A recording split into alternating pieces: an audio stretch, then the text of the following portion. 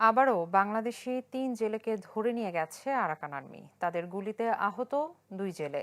কেন ঘন ঘন এমন ঘটনা ঘটছে এ ব্যাপারে আরও জানাতে কক্সবাজার থেকে যোগ দিচ্ছেন সহকর্মী আজিম নিহাত।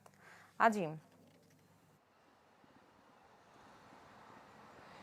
আসলে বিষয়টি দিন দিন অনেক বেশি বেড়ে গেছে এবং আমরা যদি পরিসংখ্যান দিয়ে শুরু করি যে গত ডিসেম্বর থেকে এখন পর্যন্ত যেটি আমরা জেনেছি যে প্রায় ২০২ জনের মতো নাপ নদী এবং বঙ্গোপসাগর থেকে বাংলাদেশি জেলেদেরকে ধরে নিয়ে গেছিল। পরে সেখান থেকে আমরা এখন পর্যন্ত যেটি জানি বিজিবির মধ্যস্থতায় ১৮৯ জনকে ফেরত নিয়ে আসা হয়েছে এবং সর্বশেষ গতকাল যে দুটি ঘটনা ঘটেছে, একটি ঘটেছে নীলাই, সেখানে জেলেরা যখন মাছ ধরতে নেমেছিলেন তখন সেখানে তাদেরকে দেখে আরাকান আর্মি গুলি চালায়। পরে তারা বাধ্য হয়ে তাদের দিকে যেতে বাধ্য হয় এবং তাদেরকে ধরে সেখানে মিয়ানমারে নিয়ে গেছেন, রাখাইনে নিয়ে গেছেন এবং তাদেরকে কোথায় রেখেছেন, কী অবস্থায় এখনও পর্যন্ত কোনো ধরনের খবর এপারে নেই এবং পরিবারের কাছেও নেই, প্রশাসনের কাছেও নেই। অন্যদিকে একই সময় আমরা দুপুরের দিকে যেটি দেখেছি যে শাহপুরের দ্বীপে যে জালিয়াপাড়া এলাকাটি রয়েছে সেখান থেকে মাছ ধরতে নামার সময় নাপ নদীতে ২ জেলেকে তারা গুলি করে এবং গুলিবিদ্ধ অবস্থায় বর্তমানে তারা কক্সবাজারের সদর হাসপাতালে চিকিৎসাধীন রয়েছে।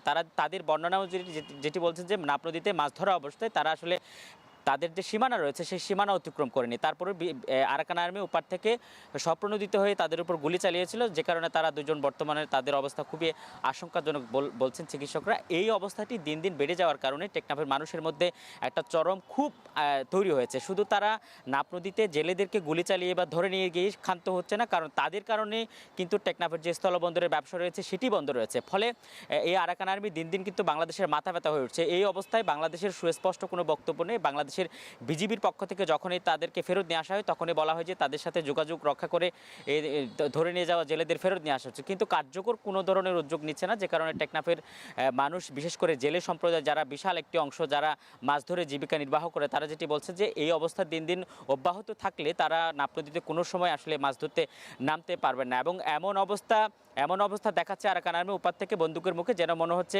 পুরো নাপ নদীর মালিকানাই তাদের। সে কারণে তারা নাপ নদীতে কেউ নামলেই তাদের উদ্দেশ্য করে কেউ কখনো গুলি ছুটছেন, কখনো ধরে নিয়ে যাচ্ছেন। এবং একইভাবে তাদের কারণে যে বন্দরের ব্যবসাটি বন্ধ রয়েছে সেটিও তারা চান যে দ্রুত সময়ে যেন বাংলাদেশ সরকার যে কোনোভাবে তাদের সাথে কথা বলে হোক, যেভাবে হোক এই জায়গাটি যেন নিরাপদ করা হয়।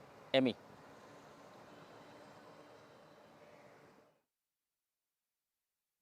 আজিম, আপনাকে ধন্যবাদ। দর্শক, কক্সবাজার থেকে সরাসরি যুক্ত ছিলেন সহকর্মী আজিম নিহাত। নগদ পেমেন্টে 500 টাকা পর্যন্ত ক্যাশব্যাক আর লেনদেনে প্রতিদিন ডিপ ফ্রিজ এবং ঘন্টায় ঘন্টায় এসি টিভি সহ দারুণ সব গিফট।